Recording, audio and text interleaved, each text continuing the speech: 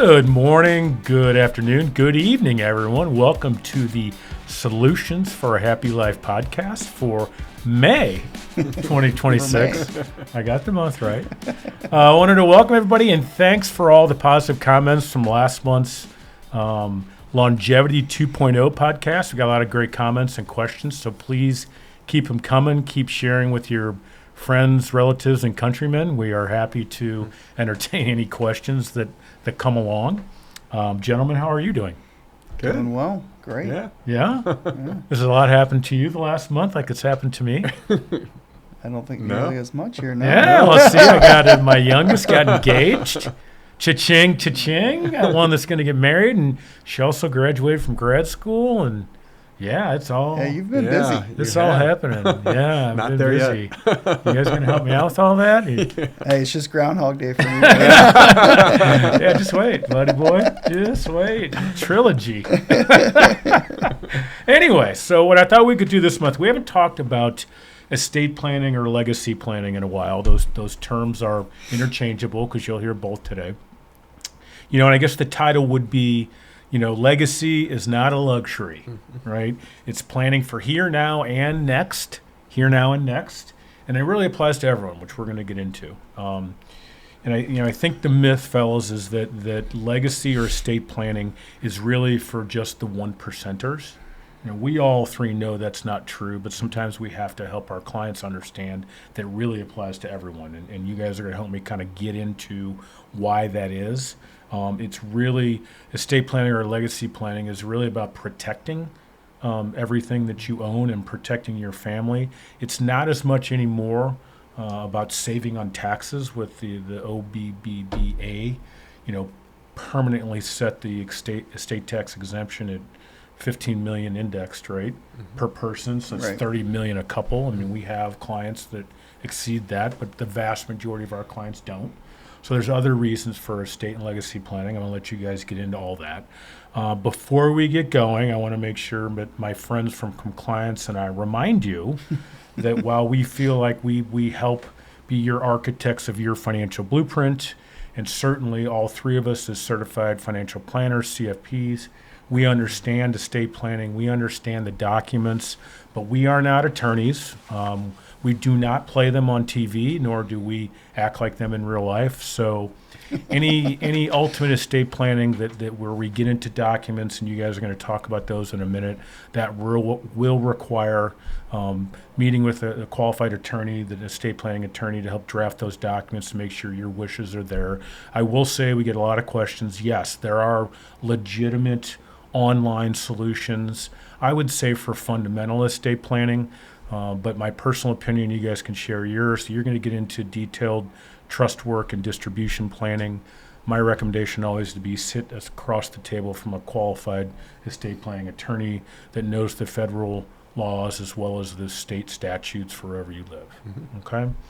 So with that disclaimer aside, let's start, Kraig, with just if you could give everyone a framework. So when I say estate planning, legacy planning, what exactly are we talking about with that? Yeah, so we're basically talking about, you know, if you were gone yesterday, where will your estate, your assets, pass to if you're married or both you and your spouse are gone? So first step you want to do is kind of see, okay, well, what is all in my estate? So obviously, you know, your investment accounts will be included in that, your house, but some of the other things that you may not think about are, you know, family heirlooms, all of your possessions, cars. Another, if you own a business, how's the business handled?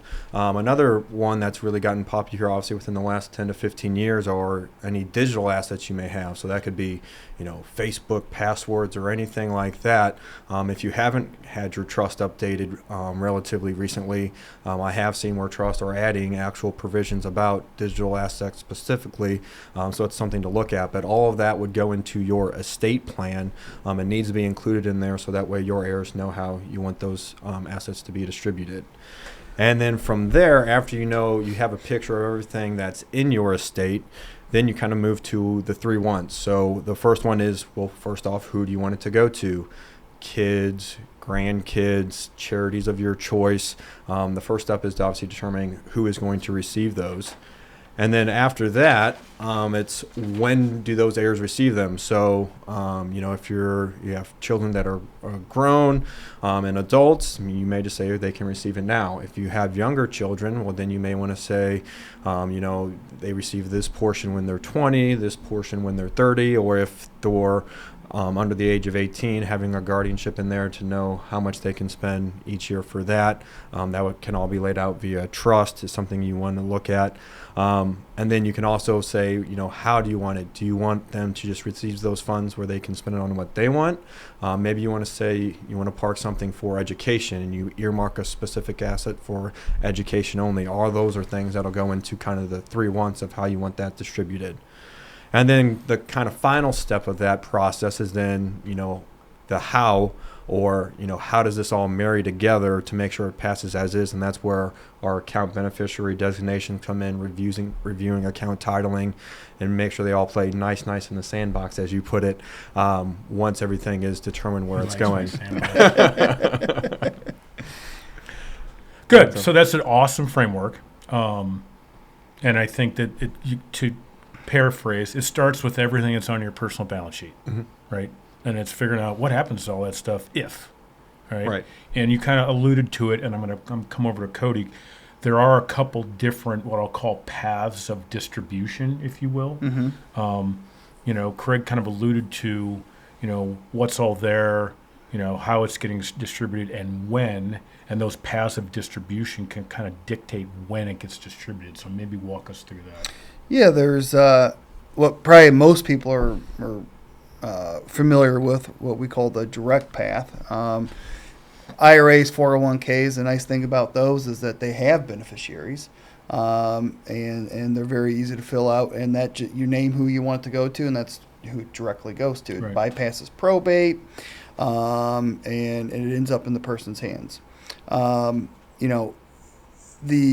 The other way is through the protection path, and that's where you get like wills and trust involved. So estate planning type documents that ultimately direct where the money ends up. The biggest difference between those two is on the direct path, there is no legal document really that's involved with it. You're naming outright, so you can do that with your basically anything you own. So IRAs and 401ks, like I said, that's the easy one because usually it's involved in the paperwork. Now, if you have after-tax accounts, that's where it kind of gets a little bit more difficult because you need to know that you have to ask for either what they call a TOD, a transfer on death, or like a lot of bank accounts, your POD, your pay on death. And so that usually doesn't get set up unless you specifically ask for that to be attached to it. And it does the same thing as like your IRA and your 401k beneficiaries do, is you name the person on there and that's who it directly goes to at the event of your death. Right.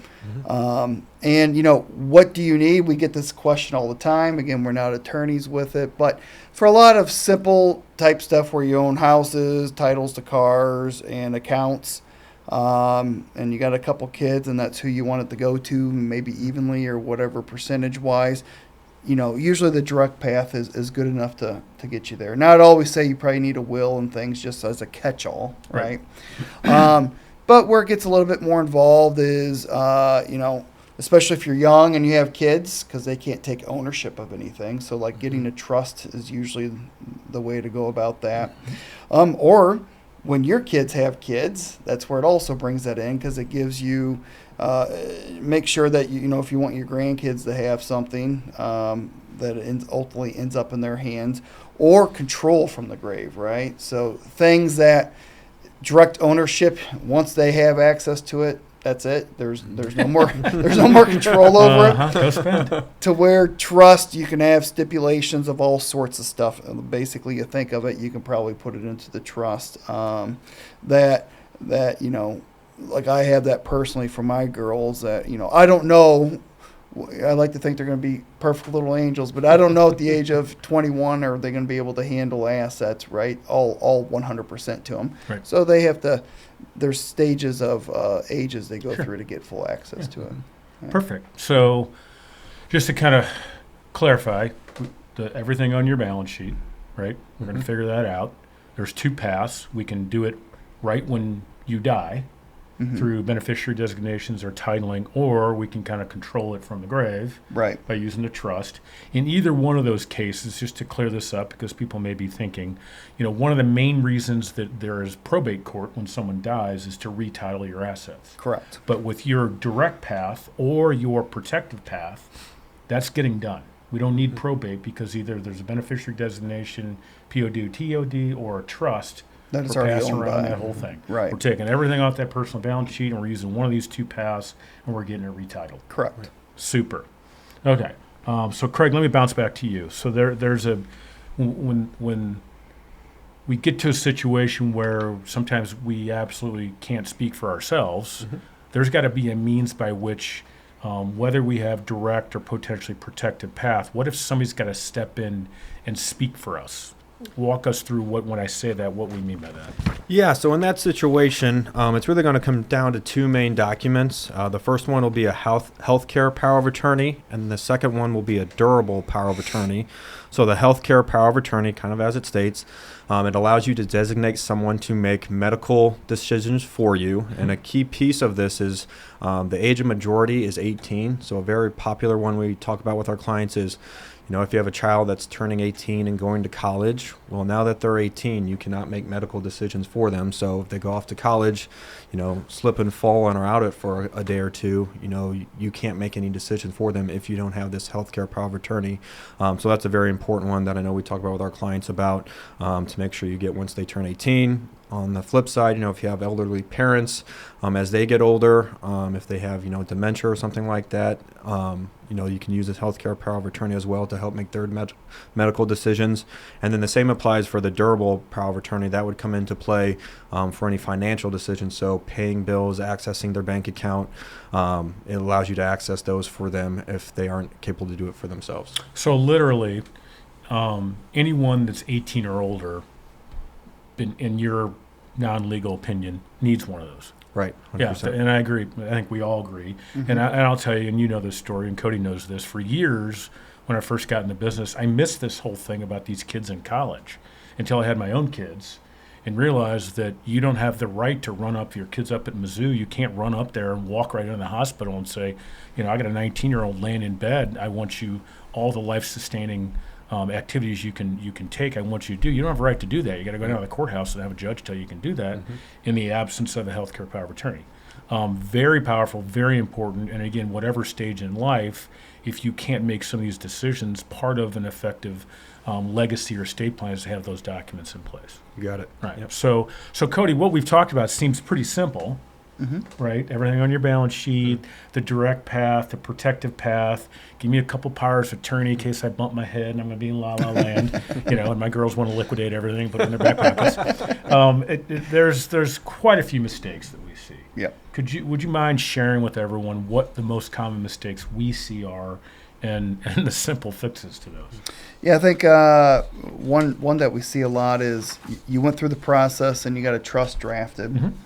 And that's where kind of the finish line is for you. So you don't understand that, you have the trust, but you have to title stuff into the trust. There's no estate planning fairy It to retitle everything. It just doesn't happen that way. But yeah, so, a lot of people miss that part, right? They have it all done, but they actually haven't changed any titling to make sure it ends up in that trust.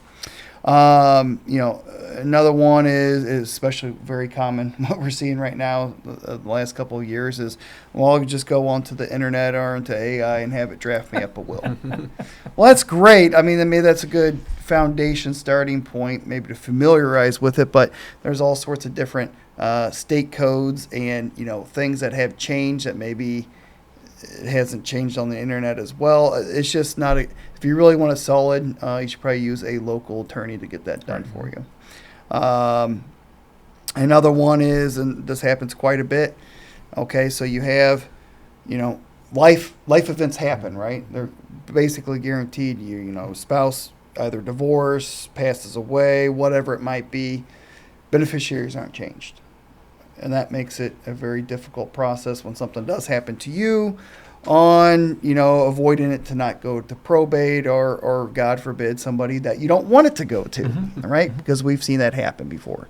So it's always a good idea too, just kind of do a little check every now and then, especially if you go through like a divorce, to go and actually just update everything after the divorce. That way it's pretty cut and clear on who you intend the money to go to. Right.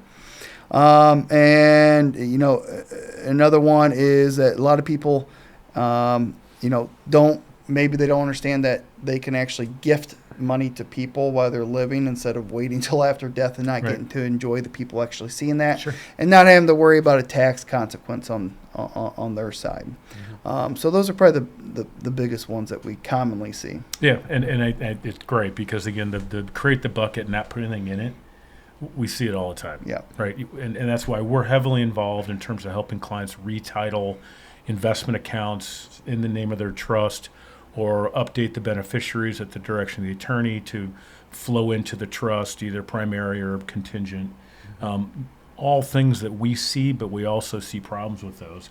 And then changing beneficiaries, we've seen that over the years. And there's one that I was exposed to where the husband did not change the ex-wife's name, take her off as beneficiary of his 401k after he was remarried. He died, and it was $1 million 401k. Oops. we got to a solution. It wasn't perfectly tax-free, but it can be a problem. So that's why we kind of go through that on a regular basis. But it's not mistake-free, right? Right. And it starts, I think, with the problem I said in the beginning of the podcast, that people think, oh, I'll do that down the road. I have time. Well, again, we all know life happens or doesn't happen or stops happening. That's a problem. And, it's only for the really, really, really, really wealthy people. That's not true anymore. In fact, tax-wise, as I mentioned, it's not that big a deal. It's security for your family. It's control, making sure people get what you want to give them. And that's all documented. So, I excellent job, fellas, in terms of laying all that out, I think, in English, because estate planning documents, as you know, you've read quite a few and probably have put you to sleep. They can have a lot of legalese in them, so I think that you did a great job putting this in English. In terms of a review, kind of a framework, it really follows, I think, what we do, what I know you guys do, and you used to help me do, and you help me do now with our clients. It's, at least once every couple of years, we're confirming titling on accounts to make sure it still represents where they are. We're recommending we pull those wills and trusts out. People think, everything's the same. Well, we had a client today. They're about to have their second grandbaby, and we talked about, and unfortunately they're on top of it, we talked about, hey, let's pull the trust out at some point, review it, and if need be, go see the attorney to update it for the grandkids, because there's different planning opportunities and different things to do there. And then one that we see all the time that is ignored are the powers of attorney, the healthcare power, the ability to make those healthcare decisions, and the durable power to make financial decisions. Somebody hasn't died, but they can't sign their name anymore. And the biggest thing that we've missed over the years is your kid goes off to college, you don't have that authority anymore. Unless you're on that bank account, you can't sign money out of there, right? You can't make healthcare decisions. So all those documents we review on a regular basis, but that framework is important, right?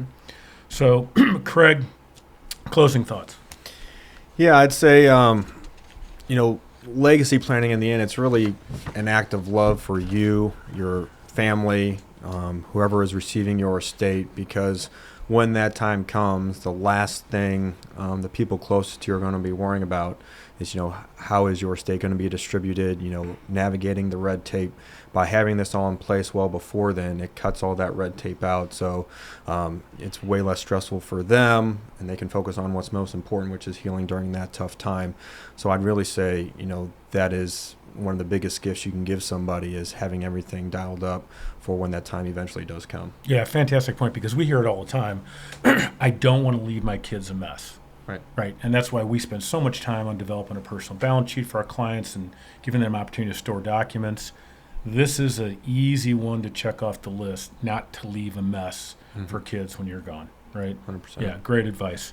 Cody, what's a call to action you give our clients? Yeah, I'd say the easiest one here is do a little audit of your direct path type of accounts, right? Your 401ks, your IRAs, your individual accounts, making sure that who you have listed is who you want. And, I think a lot of ones that's missed too is, people carry significant amount in their bank accounts and they don't have PODs on those Right. accounts.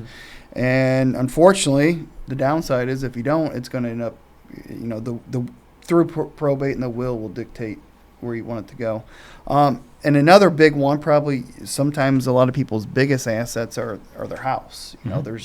You have to have a beneficiary deed on file. The will state, yes, I want my 2 kids or whatever to have it, but that process would go through probate if you don't have a beneficiary deed on file. Good point. Great point. Yeah. The other thing we see a lot, and there's pros and cons to this, I'm not going to tell you one way to do it or not.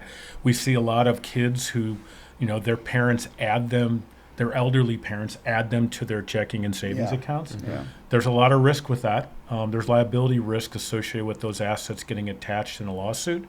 It's better suited for your estate planning attorney to walk through that with you.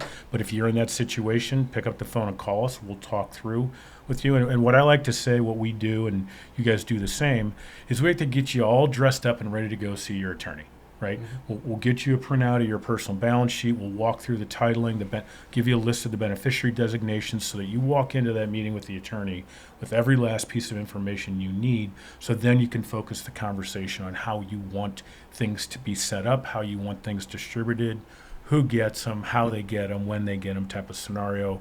Or we're doing the direct planning versus the kind of the planning on the backside. So all those things are at your disposal. Please do not ask the question. If you have a concern or something's changed, you have new grandbabies, your child got married, your child got divorced, all those are reasons to kind of relook at your estate plan. And again, Father Time's undefeated, right? I can just look at what my father went through. Lived till he was 93, would have been 100 here this past April. He had dementia at the end. He thought I was his brother, right? So there's no changing any of those things when someone has dementia. It's too late. So it's the time to do it is before all that happens. So, fellas, great job. I am going to open up a GoFundMe page for the wedding. Just kidding. Just kidding. Fantastic job. We'll come up with a fun topic for next month. I know all this talking about people dying and stuff is not fun, but hey, any questions, concerns, please shoot us a text message on the texting system. Pick up the phone and call. We love phone calls. Shoot us an email. And I hope everyone is having a wonderful spring and looks forward to a fantastic summer. We'll talk to you soon.